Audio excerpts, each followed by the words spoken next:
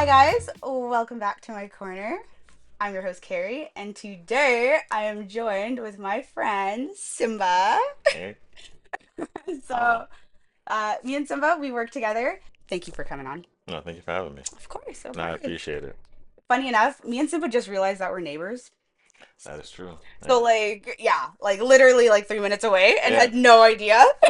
That's true. Like I was just saying, like I when I searched your address, I'm like, oh, she's only 3 minutes? The way I took my time to get here.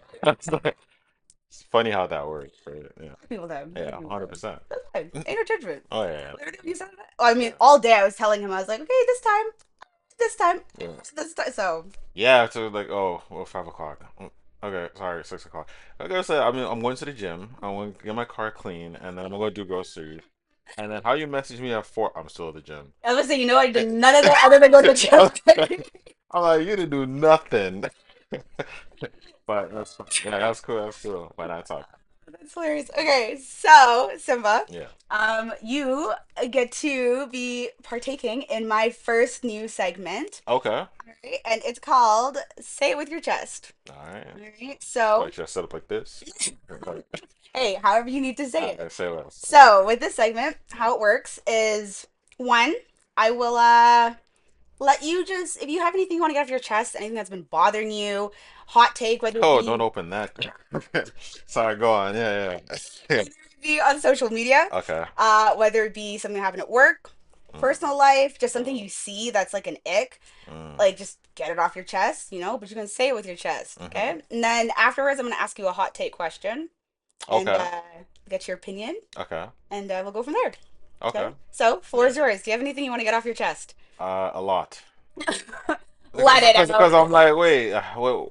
Because when you asked me that question, I just had a sudden rush of thoughts and things that bother me, and it's like, when someone asks you a question and immediately you have answers, but Yep. it's like, okay, where do I start? It's like, what is it? What can I fully say with my chest that bothers me? Yep. Um, okay, since I'm in this new season, right? Since Okay. I'm in this new place where I recently found myself, not recently found myself, but I'm single, right? Yeah. And learning to embrace this part of me in this season that I'm in, and enjoying it for what it is. Yeah. Truly love it. Um, so I recently decided to stop dating, Okay. right? And thank you. Only because when I was in the grunt of things and trying to meet people, talking to people, Yeah. the kind of conversations I was having Yeah. weren't really beneficial to my growth, right? Sure. And the kind of people that I was meeting Hmm. wasn't really helping. So my situation, when you talk about like say it with your chest, right, Yes. is dating apps. Okay, Ooh. Ooh. dating apps are, for the lack of a better word, whack. Um, Period. Period. I mean, I tried. I was on Bumble. Yep. I shouldn't have never been on Tinder. Let's just talk about that. Tinder is the new POF. I just want to say. Yo, don't even bring POF. POF should not even be a thing. I'm telling you. Yo, and it's crazy to me. Okay, I know one couple that met on POF. Same. So, Like, I think we all know at least one couple that one that actually couple. worked out. Same thing as Yeah. Tinder. There's always that one couple that worked out, but like, So it's to me it's crazy. So in Hinge, I was also on Hinge. yep. But just the people I was meeting, I didn't know. Like I guess maybe I've lived a bubbled or sheltered life where Okay. I didn't know people were actually kind of crazy. Okay. No, like the kind of people that I've met, literally trying to date online, and the kind of conversations that I've had, I had to sort of ask myself, like, what am I really getting out of this conversation? Why am I even entertaining such things? And I don't know how the algorithm works in terms of Tinder, Hinge, or Bumble, Yep. but the kind of people that you're meeting, even if I put like on my bio, okay, Christian man, I'm looking for a specific A, B, C, D. Yep. I'm in this, whatever it is that you put in your bio. Yeah. Then they give an algorithm, and everybody who claims to be Christian is not Christian. Everybody who claims to have fear of God, no, you don't, No. because the stuff that you're saying in the DMs does not show your Christianhood They're or on your true yeah. demon time. I'm telling you, they're not. They're Yo, not. yo. Okay, for example, I was what you call it? So I swiped right on one female and we matched or Yeah. whatever. So we're talking. She's Christian. Here, now here I am putting the air quotes. Anyway, she's Christian Yeah. according to her profile. Mm-hmm. So we're talking, get to know each other. So you know how things start. You're on Yeah. the dating app, you talk on the dating app, and then if things progress, you go into the phone number and everything, Mm. should you want to. So conversation was good, Okay. right? And at this point, I learned. So not just for females, but also for my dudes out there. Yeah. There's one girl that I did date, and she said something that stuck with me, Oh. which I'm gonna say now because it is relevant to men, not just women. Because she said that, and I get where women are coming from when she said this. Mm-hmm. So I asked her, "What are you looking for?" And her response was, "I was told to never give a man that answer because then, in turn, they will behave the way that I'm describing with the person that I'm looking for, when in Mm-hmm. fact that's against who they are, right? Yes. And then later on down the road, they show their true colors, and now I'm stuck in this relationship, da da da, Mm-hmm. right? So it doesn't only work one way. So I say this because this person that I'm referring to that I was talking to, Mm-hmm. because they're Christian, Yeah. they were really showing the values, the core values that I value. Like, they're saying all the right Yeah. things. When I told her what I was looking for, Yeah. she said that's who she was. Okay, so then the conversation progresses, and then I ask for a phone number. She gives it to me, and then we Okay. have our first date. Yeah. Uh-oh. Right. Uh-oh. So I go and have our first date, and we meet and we're talking. So off rip, I'm waiting. Okay. See when you said get off your chest, this story has a lot of issues, Okay. Okay. So Are okay. we seeing the red flags popping up Oh nice and my early? gosh. So Okay. like maybe you can have a take on this. Okay. So about if you have an agreement with somebody, Okay. if you're gonna go meet someone on a Okay. date, right? Okay. And you say we're gonna meet at 8 o'clock. I'm the worst person to ask the No, question. hold on, Okay. hold on, hold Okay. on. Okay. Okay. Okay. Okay. Okay. Okay. So we meet, so 8 o'clock is 8 o'clock. Cool. Okay. As a man, Okay. I believe, Yeah. feel free to disagree, Mm. but as a man, I believe I will go there ahead of time. Fair. Okay. Right. So my go-to, I'm gonna spill a little bit of flavor here, Ooh, some game. but Some free but so my game. go-to thing is I always go there a little bit earlier, Okay. and then I order, because I don't drink, but Mm. I'll order like mocktails. Okay. Yeah. So I do like two mocktails, Yeah. one for me, one for her. That's All right. cute. So then when she comes, there's already a drink on the table. Like, she can just take a sip, conversation starter. Like things are cool. Okay. Okay. All right. So I do my whole shtick, Hmm. get to the Mexican restaurant. That's where we decided to go. Yep. I ordered the mocktails. Okay. The problem with the mocktail that I ordered was Uh, like a slushy kind of mocktail. oh no. All I know where right. this is going. So it's there and I'm chilling. Hmm. So then after it was like eight had hit, so I'm not expecting her to be there at 8. Okay. I know, Females. And then I it's love like, my women, but yeah. we know, you know, I'll leave it there. I So I'm get not it. expecting 8 o'clock, but she hits me up 8 o'clock. Yeah, I'm running late. I'll be there soon. Fair enough. Okay. What does soon mean to you? What? Now, let me just stop. What does soon mean to you? Okay. If I'm waiting, Mm. I'm expecting like 10, 15 minutes. Fairs, Okay. fairs. If I'm saying it, depends. It could be like I could still be at home, but I Eh, know I can drive fast. So I'm like, I could, it might be a 20-minute drive, but I can get Yeah, there in 15. fair. Either way, Yeah, like soon. Like I'd say like no, like 20 is pushing it, but yeah. like no longer than 15. So maybe this is where I saw a bit of I'll say my old self. Maybe when we get further into this conversation, I would reveal what that means. I found myself just staying there 15 minutes, 20 minutes, 30 minutes. So then I sent her a text message like, hey, is everything okay? Because now you're getting concerned. You don't know, right? I'm not trying to assume, sorry, that, she's just avoiding me or trying to Yeah. stand me up. So I texted everything okay, and then 5 minutes later, she's like, "Oh yeah, sorry, I forgot something at home. We're doing the third, but I'm on my way. I'm coming. I promise. Please don't leave." This is her words. Okay, okay, please don't leave. Okay, so she is kind of So when you're please don't leave, you're like, okay, this is genuine. My girl showed up an hour and 10 minutes. So we're supposed to meet at 8 o'clock. She showed up at 9:10. So it got to the point where the waitress kept coming. Are you ready to order? Are you sure you want to order? You don't want anything? I can get you appetizer. She even offered me a free appetizer. She thought I was getting stood up because she's like, it's okay, I can get you an appetizer, just something to eat while you wait. It's on me. Don't worry. It's on me. And I'm just sitting there like, cool, cool, cool, cool, cool, cool. Oh. Uh, But anyway, so back to the drink that I'd ordered. It's water It's now, water. right? So and then you can see like when a drink when it's frosty and begins to melt, Mm. obviously the water, Condensation. yeah, yeah, it's that Yeah. condensation's there all over on the table. And I'm not wiping that. I want you to see that, See my pain. like, you know, the condensation happened because of you. Like I want you to see that. You're the problem. You know what I'm saying? So anyway, so she came apologetic. We hugged, but it's more like Arthur Fist. So, Strong. so, no, but, but, so we hug, Yeah. right? And then we talk and we have a conversation. So we had a great conversation. Okay. She told me who she was, Yeah. this and the third. I'm like, cool. She's like, want to have a second date? I'm like, yeah, no, for sure. Yeah, I'll be down. I'm like, make sure you be on time next time though. And I'm just joking around now because the conversation was good. Fair. And she's like, oh yeah, no, sure, I'll be good. Don't worry. So as I'm talking to her. Yeah. This is after the date now. I'm talking to her. Okay. Her phone's going off.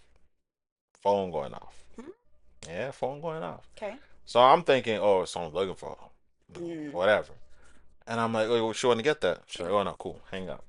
No problem. We keep talking. Phone come off again. Like, you look at the phone, you look at something, Yeah. and you know you're supposed to pick that up. Like, when your mom calls you and you're like, ah. You're Yeah. thinking. You're thinking. Yeah. So that I can tell, like, the Mm. minions are working up there. Like, they're trying to think, should we pick this up or not, right? OT. You know what I'm saying? So she's like, so she's like, nah, I'm cool. I'm like, are you sure that looks important? Like, Mm. you pause for a second. Clearly, You need to take you need to this. take that phone Yeah. call. So she's like, no, no, it's fine. Phone rings again. So now she's not even looking at the phone. Now she's just She sliding knows it who off. it is. She knows it. Yeah. Now she's just like, turning it off. And I got to a point at the end of our date, and I'm like, okay, whoever it is, clearly there's something wrong because they need to get hold of you. It could be an emergency. Take your call. Absolutely. Yeah. Yeah. And then she's like, she gets the phone. She's like, oh, sorry if you don't mind. I'm like, yeah, she gets the phone. So she goes outside. I pay for the bill. And then we go outside. So I go outside and I'm hearing having an argument. She's fighting. She's like, and then the words I'm hearing are like, so you thought you could, sleep with her and I can't go out with the next man? And I'm like, so now back to why she was late. Hmm. So it's like, oh, so when I was talking to you earlier, telling you I gotta go on a date, and then you tried to pull me back in the house to have sex with me, bro. Oh, what in the Jerry Springer? What the Heliante? Like what? When I tell you, this was my mind was just spinning. Like, it's like, is this real life? Oh Is no. this real life? Am I really experiencing this? Yeah. And so outside of whatever her core values were, if you're having issues with somebody and you're still connected to that person, why are you trying to go on a date with me? 100%. Why are you here? 100%. Like, even if I met you on the app and you're saying, "Oh, I'm going through someone, I know I'm looking for," cool. I'm done because I'm looking for something real. You know what these dating apps need to bring out? It's complicated. You remember when Facebook used to, you remember That, in high school yeah, where they'd be like, it's complicated. And like I yeah, used to make fun of people who would put that, but yeah. at least they were honest. That I agree. Going back, anyways, Mm. I just walked away. I'm the type of person where if something like this is a conflict and it Mm. affects me directly, I will address it. Yeah. But if it's something that is happening outside of my control Yeah. and I can protect my peace and remove myself, Mm-hmm. I'm 100% going to do that. 100. There's 100%. no reason for me to engage in a conversation with her Yeah. while overhearing that kind of conversation. What am I going to say? Damn. What kind of conversation are her and I going to have? Like what can she really say too though? Like Oh, I'm sorry. I was just having a conversation with my man. I hope this is like this. I ran through that in my mind. I'm like, there's no conversation we can have where I'm willing to stay and like I said, this is stand. okay. Yeah, and be like, oh yeah, I can have a second date even though you're having issues with your man's. So immediately, I just made a left turn. Like I looked at her, heard it. We out. Got in my car. I'm like, okay, Yeah. it's okay. And I just donated $130. That's fine. It was a donation. Another Salute sport. to the chef. That was like the camel. The What's straw saying? The that straw broke. that brought the camel's back because I'd gone on so many dates. And I got to a point where I don't know if this happens to everybody with all these dating apps. You Yeah. kind of find yourself entertaining a lot of dates, entertaining a lot of people that you don't otherwise or wouldn't otherwise entertain Yeah. just because you're on this search trying to find your person. Yeah. So I got to this point where I realized I was going on these dates with these women that I wouldn't necessarily have anything in common with Mm-hmm. because I was just trying to find a connection, Yeah. right? And I remember I dated this one girl, and I told her after a date, sorry, woman, that told her after a date, and I said, I don't think you and I are going to work. Yeah. And then her response was, so you're not even gonna date me a few times to see there's a connection? And then I said, no, I am not, because immediately from our conversation, I Mhm. heard what you stand for, which is cool. I respect it, but it's not what I'm looking for, Exactly. right? And so I think there is a problem where if you don't find that person or that thing that you're looking for, if you don't stand with your values, you Mm. then drift off into looking for a connection. And Yeah. then you find yourself dating people that you wouldn't otherwise date for the sake of connection. Yeah. So that's when I was like, for the sake of my peace, I'm cool. Deleted Mm-hmm. Hinge, deleted Bumble, Yep. deleted Tinder, Yeah. and I We love said, that. you know what? I'm in a single season. I'm Yeah. cool. If I meet her, it's gonna be out here. Exactly. It's not going to be Organic. on no app. Yeah. Don't get me started on Tinder, man. I'm Tinder telling you. and some of the things that people write in their bios. It's like not looking for anything serious or I'm looking for fun. No strings attached. Yeah, no, but it's like I'm looking for fun or I'm open for a relationship. And I'm like, so you ask them, oh, what are you looking for? Oh yeah, I'm looking for fun, but if anything happens, like I'm cool. What does that mean? I feel like those people are lying to themselves. The people who say like I'm open to a relationship, they actually want a relationship, but they at some point in their life were jaded because they liked someone and that person Hmm. shut them down because they weren't ready. Hmm. And so now like out of fear of rejection again, they're just like, I'm not looking for nothing, but like Yeah. if you want something, I'm open. The more that I stayed in that environment Hmm. of trying to find a connection, you begin to use the same words as other people do. You begin to not necessarily think the same way, but you just use the same verbiage. You just begin to say, "Oh yeah, I'm looking for a serious relationship, but I'm just trying to find what's out there." And I said, well, bro, what are you even saying? What does that Right. even It's mean? not even you anymore that's speaking. Yeah, It's just like a you become a product of the app, is exactly. what it is. It's exactly because the Yeah. more you talk to people, the more it's like when you put yourself in a new environment Mm-hmm. and then you just adapt to that environment, whatever it is that's going on. For Mm-hmm. example, I was going to a Nigerian church Yeah. in Toronto and I grew up in that church. Yeah. So, and majority of the time they spoke Yoruba, right? Mm. So I began to speak Yoruba. I No was singing. I way. could still sing Yoruba. I'm Really? Zimbabwean, Yeah. but I can sing in Yoruba.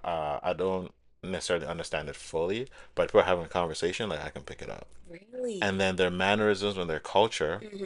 I began to pick up those things as well. Yeah. And I realized the difference. Even though we're all African, we still have different cultures. Yeah. So I remember when I was in my church, it's customary that if an older woman is sitting down Yeah. and she calls you, Mm-hmm. regardless of who you are, man or you, especially if it's in the church, Yeah. you kneel down and you talk to them. Okay. Yeah. You speak to them. If you're giving them something, go into their, like, match their level Yeah. and talk to them, right? Yeah. Which was cool. But then I remember I went to Zimbabwe, and because I grew up in that environment of the church, that's my day in, day out, Yeah.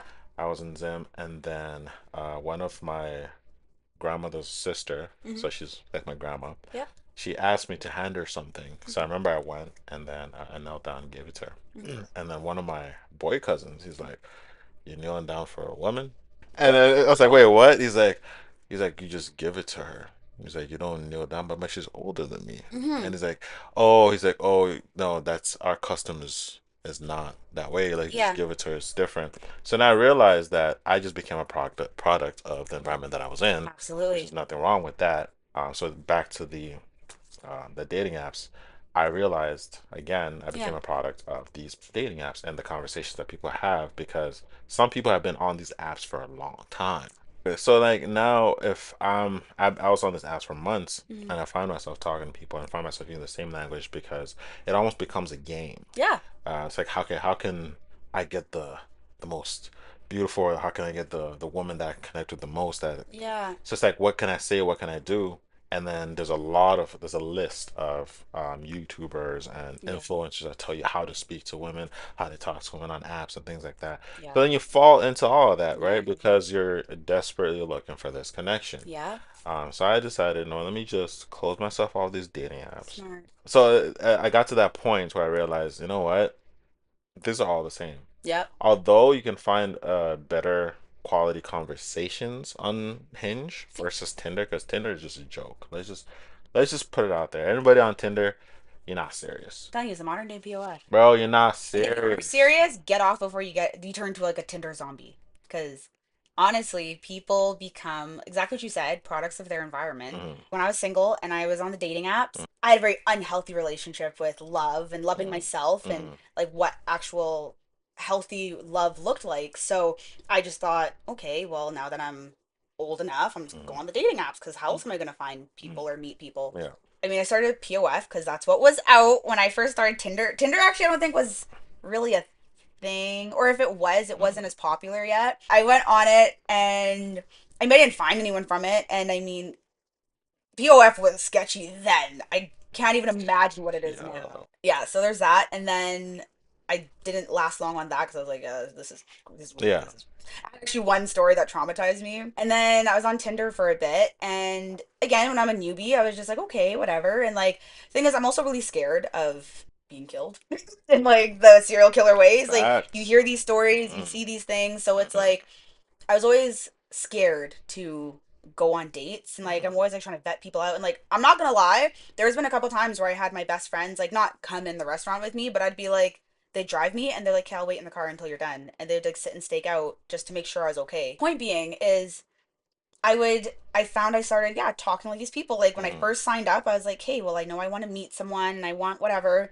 and then by the end of it I'm just sitting there settling for bare minimum, and the people I'm meeting or talking to aren't people I would even entertain, like Mm-hmm. in the day to day, or like I wouldn't even look at. Yeah. And I was like, it gave myself the ick. And even when I think about the people that I have been in relationships with, a lot of them I actually didn't even meet online. It Mm. was just either through work or through Yeah. like more organic ways. Yeah. And so then there was a good chunk of time where I was off dating app. And then it was after like my last ex, Mm-hmm. before my current partner. I remember I went back on the app and then I'm on it and I'm seeing people who like I saw like when I first signed up for Tinder and I'm like, damn, you're still on this app. But then I'm sitting there and I'm like, they're probably looking at me like, damn, she's still on it. Yeah. And then, I went through my healing journey and I was like, okay, like I need to be in my single season. I wanna start doing things. Cause also you kind of were touching on it. I found that I was like going on dates just for the sake of going on dates. It was a game, and I was like, I'm not even meeting or hanging out with these people because I actually want anything with them. Mm-hmm. At that point, I think I was like a year into therapy, maybe not even. Mm-hmm. And so I was just like, I'm spending all this money to try and better myself. Mm-hmm. I can't truly better myself if I'm still doing the thing or something that is causing me harm. So I was like, we're just gonna Yeah. cut off the dating, and like if I am going to meet someone it's organic. Even then I was like, I'm going to be 100% just like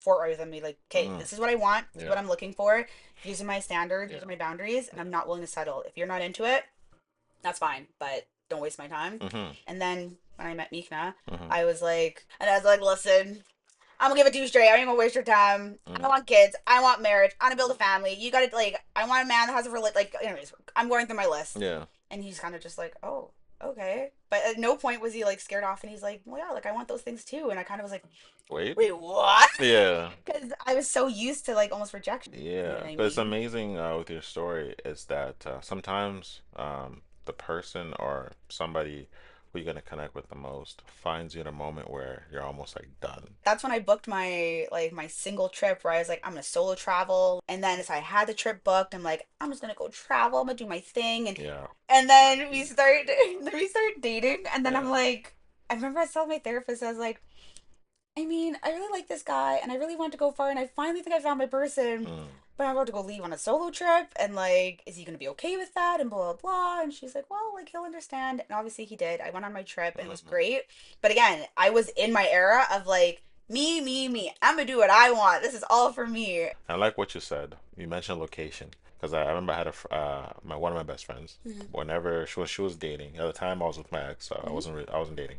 But when she was dating, she was going on dates like every weekend. Hmm. should always hit me with their pin. It's just a sense of safety. And I'm always that person that want to make sure the person I'm talking to, they feel comfortable. Love. And then another thing you brought up was that how you were just doing the same thing, even though you know you don't want to do it, but you just keep doing it for the sake of doing it. Coming from my identity Yeah. of Christianity, so I always try to speak based off that the values. Paul says that those things that I don't want to do that I do, and things I want to do I don't do. Yeah. Right. And I'm paraphrasing, of course. I'm not really Yeah. going Yeah. word for word, but it's just a sense of saying that sometimes we find ourselves doing the things that we know are not good for us. So we know there's things that we shouldn't be doing, but Yeah. and yet we do it. And there was a podcast that I listened to where a man suggested that think of all the things that you look and you value Yeah. in a woman Hmm. and become that person. Like gravity is a real thing, and have that magnetic energy. That's a real thing. Oh, aura, like Yeah. your energy is Oh, it is real. You so real. attract the things that you put out there. You are what you attract. Exactly. Like it's So if you're putting out those values, yeah. you will attract those values. Yes. And I found myself, the more that I spoke about my identity of being a believer Yeah. of Christ, I found myself meeting people Who that also? also on that journey, Yeah. right? So it is a real thing. So I said, if this can be true about this part of my life, Yeah.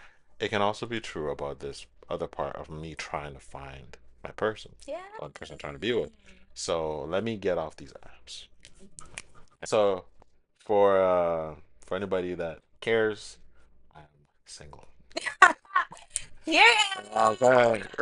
I'm a link. Well, yeah, because you're on social media. 100%. Yeah, I'm gonna Yeah. get social media. Yeah. Like I'll be vetting, okay? Facts, None of facts. y'all raggedy eggy ends, okay? Unless you are healed, working on yourself, Yeah. okay? You are a Facts. believer and a follower of Christ, Mm. okay? And you better look good too. Don't be Mm. coming here Mm. with like Tell him. a wig sideways and lashes half falling off. Like, come correct, Yeah.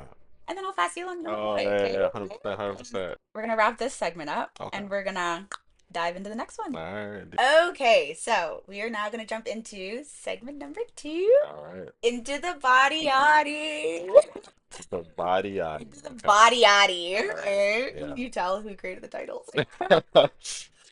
Okay, Simba. Yeah. So this month, because it is Men's Mental Health Awareness Month, my goal is to just bring awareness, and I want to have different conversations with just different people, different walks of lives, different journeys, but especially from the male perspective, because as a female, Hmm. I recognize that you men go through a lot. And that's not to say we women don't either, but like you men go through a lot and unfortunately aren't given the same space to be able to express it, Hmm. especially in a healthy way. Hmm. And mental health, in my opinion, is one of the biggest, worst pandemics that we are dealing with worldwide. And it breaks my heart to know and see how many men struggle with mental health issues and don't either feel like they have a safe place to be able to express themselves, or even further to that, know how to. Your mental health is a massive umbrella of everything else. You know what I mean? How you feel Hmm. mentally will translate into your friendships, into your physical health, into just how you view yourself and how you operate day to day. Yeah. All right. So for me, it's important.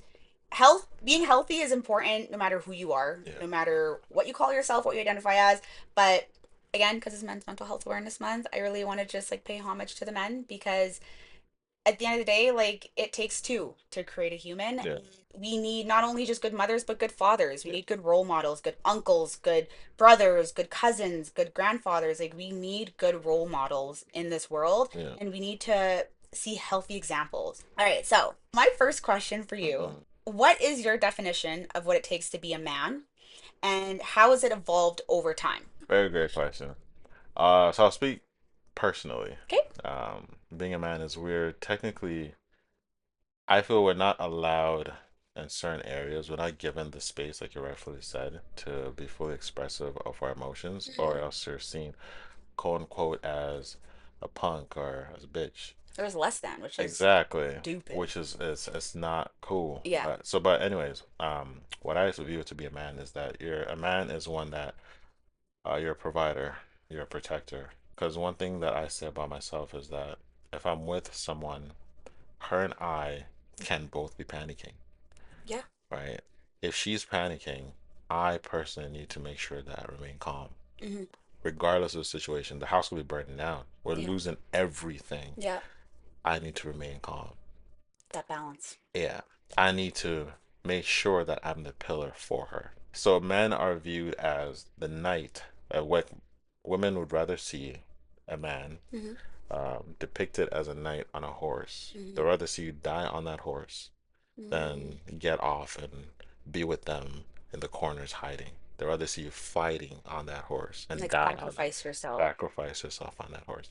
And that is how men are seen. And to a degree, I believe throughout time that has changed. But as a man, you're supposed to stand in those grounds as a protector and as a provider. You're supposed to be the pillar of your family. You're supposed to be a spiritual leader. You're supposed to lead your family. You're supposed to lead a leader in Yeah. general. And that has changed with the influence of society. That has changed over time in the sense that there's a whole movement of people trying to diminish the value of men, trying to diminish what men actually do in the background, like the hard work that men put in the background, the Yeah. plumbers, the construction workers, the pipe fitters, the whatever it is, the hard labor job that normally you wouldn't do. We are silent fighters. We are not people that are openly expressive with our emotions. We make sure that the person with the woman that we're with, they have that outlet Yeah. to express who they are, and we take it all in as a man Yeah. and hold it in, and then we're supposed to hold in our own as well. The difference with nowadays is so the man that I'm depicting, the man who's strong, a provider, spiritual leader, the man who leads his family, the man who stands for the core values. So that is the man that I value, the man that I want to be. Yeah. And when I say spiritual leader, as a man, you're supposed to lead your household. You're Yeah. supposed to stand as the Bible teaches us. There's God, Mm-hmm. there's your husband, and there's your wife. Yeah. So as your wife submits to the man, you're supposed to be a man that is worthy enough for a woman to submit to. So that's why I agree with a women in the sense that they say, "Oh, you want a woman to be submissive, but how can you submit to a bum?" How can I be submissive to somebody who's like beneath me more or less? Yeah, Or like, you know what I mean? Like what am I submitting to? yeah, Like, no, no, 100%. So yeah. if you are a man that stands in the core values of your belief, you stand in the core values of understanding what actually means to be a man, Yeah. a woman, she will submit. She'll Naturally. naturally, even Naturally. if she is like a boss, she could be a CEO of a company Yeah. running shit for thousands of like coworkers. Absolutely. She'll come home and submit Yes. because you give her that sense of safety, security, and she Yes. feels protected. Hearing you say that is just like, I mean, music to my ears because I'm just like, ah, finally something, that's it. But at the same time, it's so true because it's like I look at myself and I know that I can be very, like, if you want to use the term alpha, I Mm. can be very alpha, especially like at work or just in my own life, you know what I mean? Because I have my business and I'm always go, go, go. And like, I just, the way how my brain works, I'm like, ah, I'll just take the lead, like, blah, blah, blah. But I don't always want to be that way. You know what I mean? I don't always want to take control or take the Yeah, lead. yeah, And then especially when I'm home, it's nice to be able to just come home and like just not. yeah. And sometimes like I even actually funny enough, me and Meekna had this conversation, I think it was last night or the night before, because we were talking about when I was doing my little solo trip and I was in Greece and like he had called me and because he had my location and so and I'm on the phone with him and he's like, okay, babe, well, obviously I have a bird's eye view because I'm like seeing your location. So like turn left, go right, go yeah, yeah, yeah. Okay, cool. And so we were talking about that and he's like, babe, you would have still been in Greece now if it wasn't for me. And I kind of laughed and I was just like, well, and long story, I was just Yeah, like, yeah, yeah. But I was like, babe, I was just like, I'm very resilient, and I was like, I promise you, I would have gotten my way out. I would have figured it. Like, sure, it would have been a little bit of like, but I yeah, would have gotten my bearings and I would have got my way out. But it was nice to just have someone take control and be like, "Hey, I got you." I love to be in that submissive nature. I love yeah, to be in my feminine energy, yeah, and there's so many women that I talk to that they all say that they're like, "Man, like I want to be like in my feminine energy. yeah, Like I want to have a man that's just going to take control, plan dates, yeah, like be like, "Hey yeah, babe, don't worry, I got it." Or if I'm stressed out, like, you know, can come in and fix that. It works both ways. Like it's not just on the men and it's not just on the women. Like yeah, sometimes women need to learn to just shut up and let a man lead, but at yeah, the same time, a man has to know when to step up and actually lead. yeah. So Facts. we need both people who are willing to do their part, you know what I Yeah. mean? And And I agree with that because so it's not to say that when I'm talking about the man that I'm describing. It's not to say that, oh, I make all the rules, you should have no input. What I say goes. Yeah. No, because if you're a real man, your woman will always be your advisor. She would always have an opinion. Yeah. It's on you to listen, to take heed of that opinion and that Hmm. advice, and then ultimately decide what to do. The thing is, you may not even see the things that she's seeing. Yeah. You may not understand the ways that she understood. Yes. So if you're saying that I'm gonna do something one way, Yeah. and then your woman tells you, "No, babe, maybe look at it this way." I'm like, Yeah. well, no, that makes sense. I I thought of it never that thought way. that way. So Yeah. then the decision is yours, Absolutely. but she has opened a new light to another way you can look at the situation. Um, But what has changed, to go back to your original question, is that most men have lost themselves in the idea of a high value man, right? yeah. The definition of a high value man, I found that as I did more research, it differed on the individual. Okay. Some men just thought, okay, I just get my money. I said I don't need no woman. I don't need to be with anybody. Every woman is a cheater. Every woman is not deserving of me. Like I just need to make sure I get my millions and I mistreat women and I Yeah. treat women how I want. And I'm like, that is all nonsense. The real definition of a high value man is the man that I'm describing, a man Yeah. that is integral. Yeah. Integrity is a big thing. Yeah. There's a man in the Bible that I always pray that I want to be like. His name is Boaz. Yes. Boaz, for those who don't know, was married to Ruth. Mm. And from the beginning of the book of Ruth to the end of it, when he finally marries Ruth, Mm. the way that he is described, he is a man that is integral through and through. He Yeah. is a man that stood on his morals and principles through and Yep. through. He never made a decision without adhering to God, without getting a spiritual enlightenment of where to go next. Yeah. And he never put himself in a position to do anything that was against the law that was ordained by God, Yeah. right? So he was just a man of integrity. So when I look at what a man is and who a man should be, I think of Boaz, and I think of the strength and the that he has within himself because of that foundation and the Yeah. core values that he has. So being high value is just an understanding that you're a man that understands who you are, Yeah. understands your position in life, understands your position in your values and your beliefs, Yep. and you're not swayed by the decision making of others, the temptations of others, not Yeah. derailed by the society that tries to influence you in any which way, because you Yeah. have things that you stand on. Yeah. 10 toes down. You stand Yeah. on that. I love that. Okay, let me get into my next question Yeah, for you then. All right, so we both work in the oil field. yeah. And for those who don't understand, so me and Simba don't work for the same company together, but we work at the same site.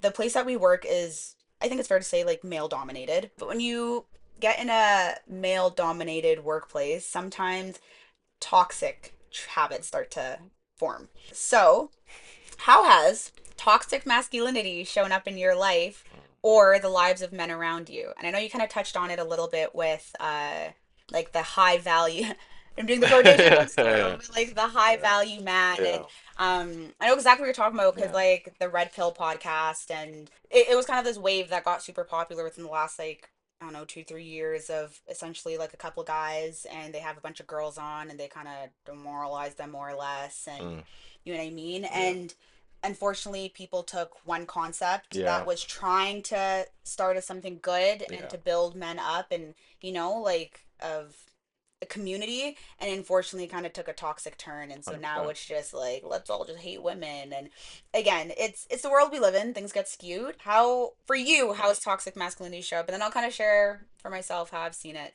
Yeah, it has shown up in many ways in my several walks of life. I've Mm-hmm. met a lot of men that have gotten to a point where they begin to blame their misfortunes on women instead of doing the work that you'd have to do as a man and finding out the actual truth of what it means to be a man. Yep. They instead look on the women that are rejecting them and say, well, all women are dumb. All women are this. All women are that. I'm a real man. I'm who I am. And you Mm-hmm. got to love me for me. You got to like me for me.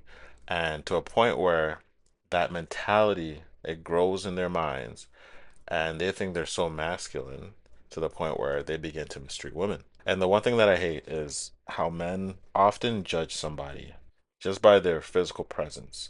Yeah. Men will put a lot of women in boxes before they even begin to talk to them to know who they are. I should get this off my chest. Like, Is I know that triggered. That was a trigger alert Oh, for the trigger me. alert? Oh Oh, my my bad, my goodness, bad. because like people like to put people in boxes Yeah, and like to assume that like they know a whole person just from what they see. yeah. When I was heavier, Hmm. okay, so let's say 2 years ago, 3 years ago, I was 100 pounds heavier. There were people who would treat me a certain way, and they would put me in this box, and they would either fetishize me or they would assume that I'm unhealthy or I'm not making healthy choices or whatever. And then there's people who I've even at work that now that I've lost weight, I can see they've now put me in a different box. Fact. And a lot of that has to do just with like toxic mindset. And I won't even just blame it all on Yeah. men, but it's people in general. Like we love to put people in boxes and then we like to keep people in those boxes. And then unless they basically force their way out of those boxes, then we're like, okay, well, let me find a new box to put you in. Unfortunately, there's also so not unfortunately, fortunately, but unfortunately, there are so many amazing people that just get written off Yep. because they don't fit someone's messed up idea of what they should or shouldn't be. I don't want someone to misunderstand because there's a difference between having values of what the person you want to be with Hmm. and judging somebody for who they are. If the person, if you get to know them and they're who they are, that's fine. You just know what you're looking for. But it's not on you to judge who that person is. And Yes. that's what becomes toxic in the sense of the man's understanding. Because some men, and I hate to say this, lack emotional intelligence. They really lack the ability to speak calmly. Sometimes I look at one of my boys and I'm just like, how have you not learned to just remain calm? If she's screaming and panicking, and then you're screaming and panicking, who's hearing who? Thank you. Thank you. There's nobody to hear anybody, Two wrongs don't right? make a right. It does not. For me, again, like at my workplace, it's majority men. Mm, And so I see toxic masculinity. Now that I've worked on myself more, I'm able to kind of step back and be like, okay, Carrie, it's not you, it's them. We're not mm, gonna like internalize this. We're not mm, gonna retaliate. mm, It's sad. Like I have one coworker and he'll shut down anyone's idea of a man needing to show emotion. And I know part of him is just like kind of just trying to be funny, but like behind that funny, and this one deserves the air quotes, is it's it's hurt. You know what I mean? mm, And he refuses to deal with it, and because he opened up to me about a situation that he had and why he feels that way, because the one time he felt like he tried to do that with a partner, he got turned down, and then it mm, kind of instantly stonewalled him up. And so when I hear him say that again, it at least allows me to be like, okay, I understand why you're saying this or like mm, whatever. But at the same time, it's like you have other people, you have these young guys who might be looking up to you, and then they hear you saying this, and like it might not even be how they truly feel, but because they want to be one of the boys or they don't want mm. to seem weird or not fit in or whatever, they just go with the flow. But Yeah. unfortunately, you do become a product of your environment. So even though to a core you might not agree with what you're hearing or saying, you're around it enough and you fake it till you make it Yeah. till it becomes part of you. Yeah. One thing I love about women is that y'all talk to each other, like for the majority of the time. I realized that as we're talking, Mhm. sometimes we talk about, oh, if you have, as a man, if you have the right woman Yeah. in your life, she will give you that open space for you to express yourself. I Yeah. have been a beneficiary of that with my exes. Yeah. I haven't been with somebody who hasn't given me that space Yeah. to open myself, thankfully. Yeah. But in the same sense, us as men, we should also be open with each other. Like, if I'm having a difficult time talking to my women or talking to any woman, Yeah. I should be comfortable talking to my boy. If from amongst my boys, Mhm. I should be comfortable enough to tell at least one of them, like, my guy, I'm not good right here. Yeah. I think that people need to understand that like you need one to be able to appreciate the other.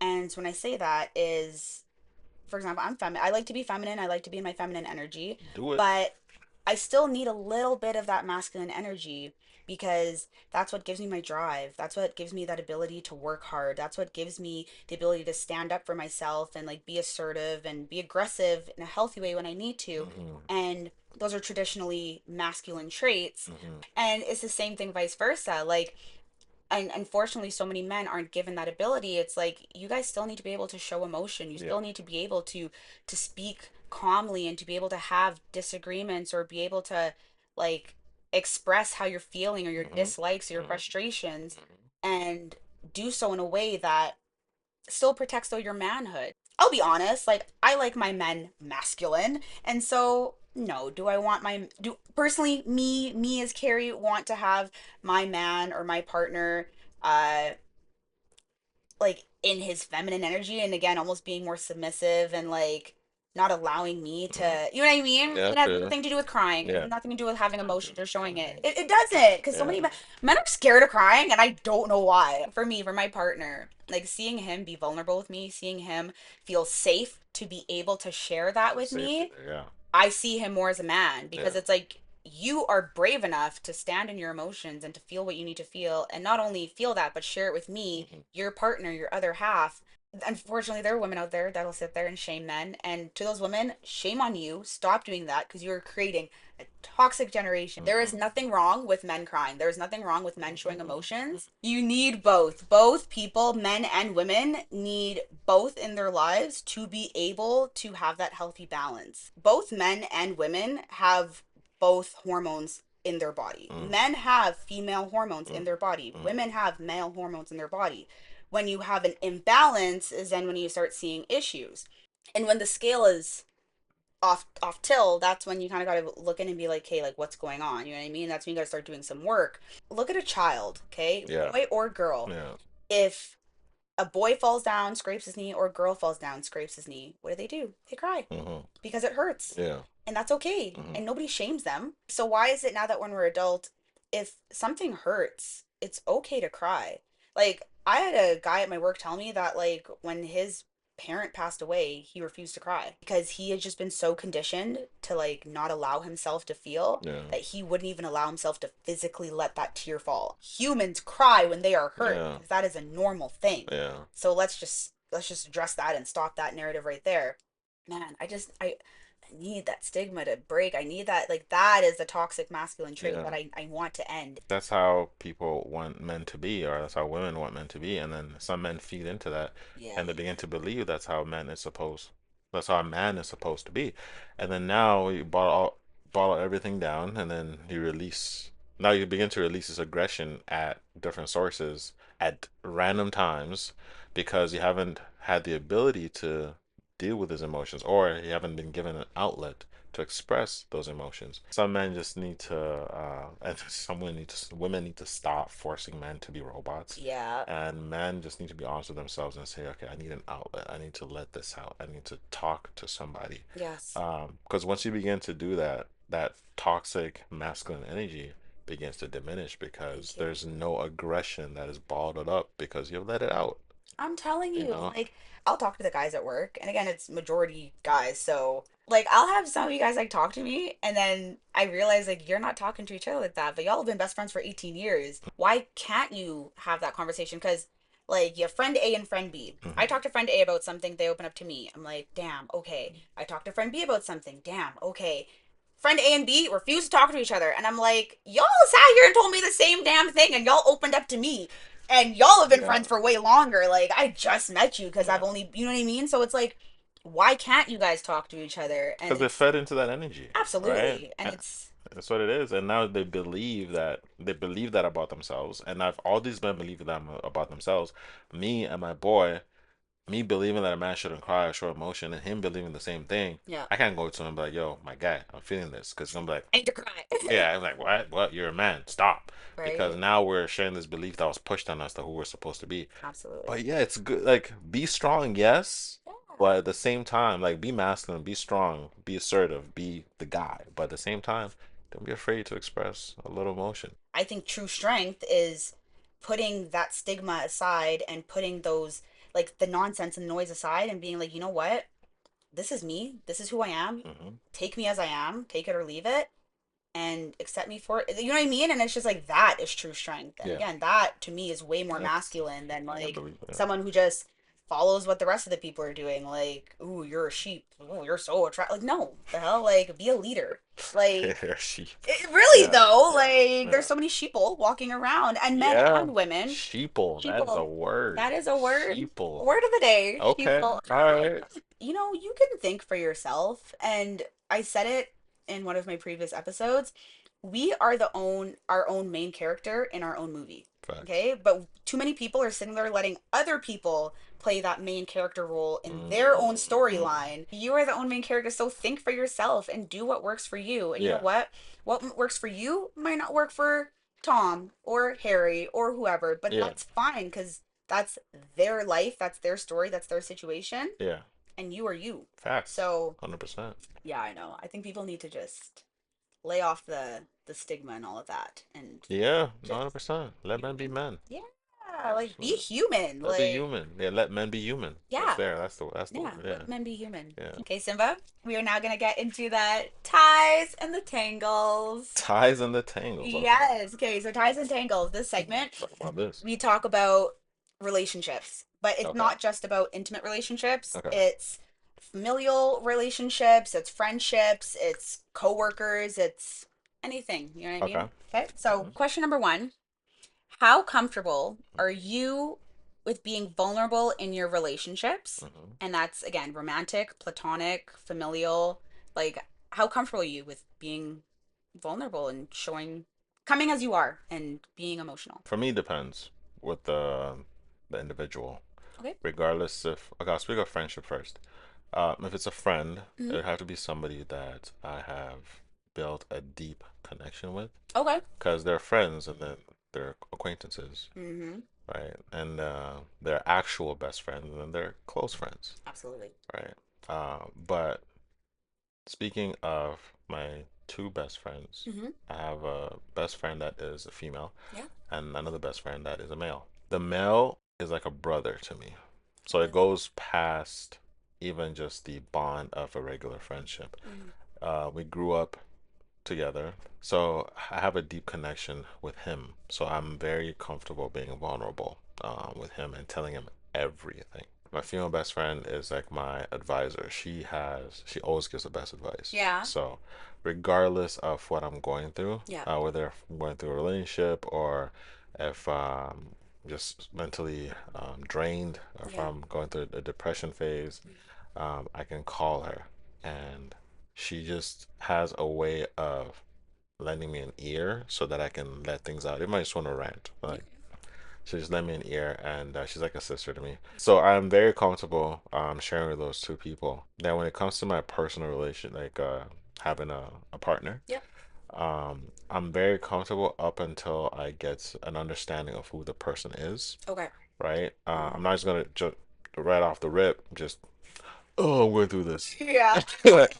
No, no, no, because I need to know the person that I'm dealing with and the person that I'm talking to, right? You gotta build. So yeah, we exactly work up to it, we build up to it. Mm-hmm. And if I feel an open space of communication, it for me also depends on how the communication is going. If I'm talking, she's being receptive, Yep. she's listening, she's looking at me like you're looking at me, you're listening. So if Yes. I can feel that this person is actually hearing me, Yep. and most men, that's all we just need to make sure that this person is hearing me. Whether it's like the little things, I talk about my day in the littlest way. I tell you about something fun that happened at work Yep. or an experience, and I can actually tell genuinely you're listening. Yeah. That adds up a lot into my trust in you with the Yes. deeper stuff that are affecting me. Yeah. Then that way I'm able to slowly open up, Yeah. speak more about actual deep issues that I'm Yeah. facing, and then be vulnerable. So I am very comfortable being vulnerable up until I've built that connection of communication. But if Yeah. you're not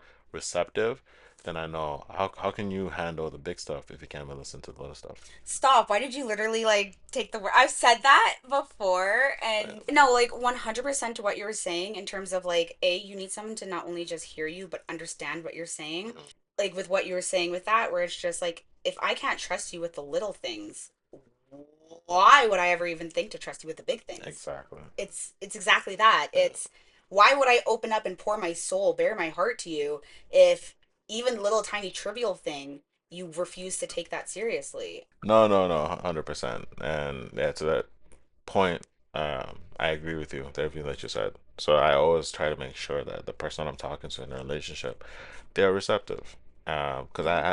to dive a little bit deeper, I had an ex that I dated for, it's gonna be bad for me to say, 8 years. In the 8 year of that relationship, when I had like deep conversations, I didn't feel like she was being receptive to what I was saying. Like she'd be there listening, but it almost felt as if I was just saying things out loud and then just for the sake of saying them, but Yeah. I wasn't really getting a any. Sometimes I'd look for feedback and I wouldn't get it. Sometimes Mm. I'd look for advice, I wouldn't get it. But there's days, yeah, when I'm not looking for anything, and she was good in the sense of, just like, oh, it'll be okay, right? But at the same time, I did find myself that I was still finding ways to be vulnerable. But even with the little things, she was easily distracted. Like, I'd be talking to her, oh, look at the billboard. And I'm just like, I'm talking to you. Who Sometimes cares about the trivial, billboard, isn't eh? it? Yeah. So then those things affected me, and as they build up, you begin to realize, okay, I can't confide in this person for the rest of my life. All right. So my next question for you Hmm. is, do you feel men, and you kind of touched on this already, Okay, but we can dive a little deeper then. all right. Do you feel men are given the space to express themselves fully in relationships? I feel with the right partner, they are. Okay. Men, we are visual creatures. Mm-hmm. So we will, obviously, the first thing that captures your eye when you're looking at a potential partner Yeah. is the physical attributes. Yeah. And you begin to follow that person to try to talk to them, you get their number, you talk to them, whatever. Mm-hmm. And then you get to know them. Sometimes you may stick with them because of their physical attributes, Mm-hmm. not necessarily the character, the content of their character. Yeah. And then you find yourself in a relationship with somebody that is toxic. You find yourself in a Mm-hmm. relationship with someone you're not supposed to be with, and then you don't have an outlet where you can express yourself, and then now you become aggressive, and then you fall deeper, deeper into this toxic masculine energy that we Yeah. spoke about. So with the right partner, yes, you can definitely have the outlet and the ability to express yourself and tell her how it is, how you feel. So it's all stems from the beginning. Who are you trying to be with, Yeah. right? Because if you're just focusing on the outside and not necessarily the inside, you find yourself in a situation where your inside are not going to be heard. I love that. And I agree, like I really try to work hard in ensuring that my partner has a safe place or feels safe to be able to express themselves and be vulnerable, however that may need to manifest or look. And we're all human, you know what I mean? So Hmm. like there are moments where like I do something and I don't realize how that might have affected him, and then when we have a conversation down the road, he says, "Well, actually, babe, when you did this, like it actually kind of makes me not want to feel safe to be able to say this to you," or and I had no idea. And so then I'm like, oh, okay, like I didn't recognize that. I need to change my approach, or I need to change how I handle this situation Hmm. so that way you feel safe. I try to, as a woman, and that's just me, to work on creating that safe space so then that way my partner feels that they're able to express themselves Hmm. vulnerably. I think it's just so important as women to have conversations with your men. And I know that we tend to be the more emotional creatures, and we're all up in our feelings and our emotions and our hormones, but at the same time, like again, emotions are a human thing. It's not just women. Women do not own emotions. So therefore, men are allowed to feel. Men are allowed Yeah, to have emotions, and they do, and they yeah, have very real emotions, and they're going through shit. we do. And so as a woman, we also need to remind ourselves to like create that safe space. At the end of the day, like you need to be able to nurture your partner to know that like it is okay and you are safe with them. It's tough because I've seen it on both hands. Like I've heard women even say like, no, like blah blah, or, like I don't care, like you should figure out how to deal with it. And it's just like, bro, you're the problem. Hmm. But at the same time, there are also women who I've met that are saints, and they're like, yeah, no, I have like weekly sit downs with my man, and we're like, hey, how can we grow? How can like what's going good, what's going not good, like blah blah blah. So I love that. That's dope. yeah, and so that's where it really comes into, again, also just like making sure that you're with the right person and Hmm. with somebody who is healthy themselves. And I won't even say healed or whole because we should always strive to be better. You know what Yeah. I mean? The Yeah. minute you put a limit on your growth Yeah. is the minute you've already done yourself a disservice. Exactly. I am always under the impression and belief that it's like your growth is limitless. You know what Mm-hmm. I mean? Your potential, your capabilities, limitless. Mm-hmm. And you should have that same mindset with your partner. You should have that same mindset in terms of communicating and understanding and knowing that, like, I need to be a good person. I need to work on myself so then I can be the best person for my partner. Exactly. And then, uh, kind of what we said earlier, you Yeah. are what you attract. Hopefully, you then attract somebody who's also in that same mindset. I don't know, like, you can also tell when you're with the right person because, like, the right person will elevate you. You Yeah. know what I mean? And they'll lift you up. And Exactly. it might not necessarily be in a financial way or in a status way or in those monetary like trivial ways. That's right. Sometimes it's in an emotional way. That's right. Sometimes it's in a, oh, now you communicate better. Oh, now you show up better. Or No, 100%. So there is that opportunity for men to express themselves mhm, in a relationship. Like you phrased it beautifully.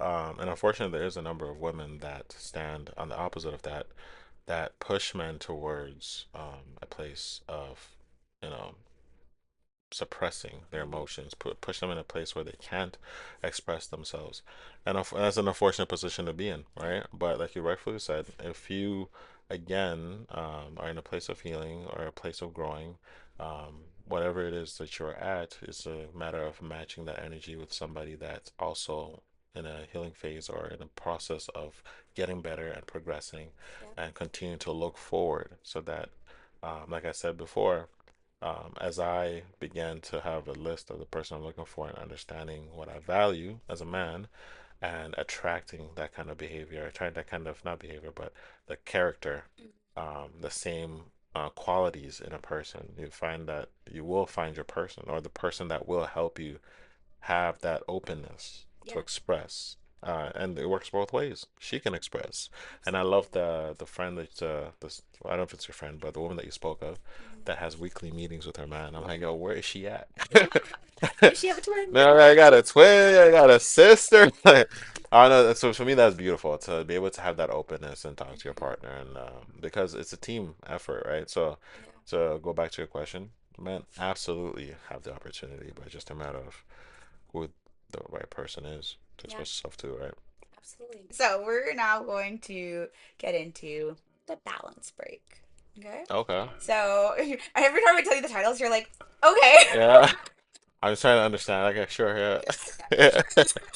Um, Yeah. with the balance break, Okay. this is kind of where we dive a little bit more deeper. We dive more into the Mm, mental, into the mind. mm, So it's more so about yourself, but we're going to focus in a little bit more on the mind okay. aspect of it, okay? Okay. The first question I have for you: what advice would you give to your younger self Mm. regarding mental health, being a man, and mindsets you had to change or break? My younger self. Now Yeah. I'm trying to imagine what age is this person.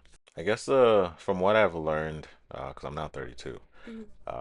to my younger self, I'd say don't focus too much on what everybody is focused on, but try to make sure that you align yourself with your beliefs. Mhm. Because I personally spent a lot of time derailed and doing things that I shouldn't be doing, walking the paths that I shouldn't have been walking. Yeah.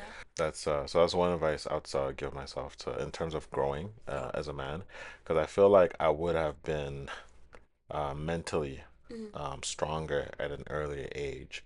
And with that being said, parents, one thing about my mom, I'll just speak to myself. One thing about my Yeah. mom, she gave me the opportunity, talking about expressing yourself, she gave me that opportunity ample of times. She would actually ask me, is everything okay? It's a simple question, But it, but the it's weight, the the power. weight of that Yeah. question means a lot.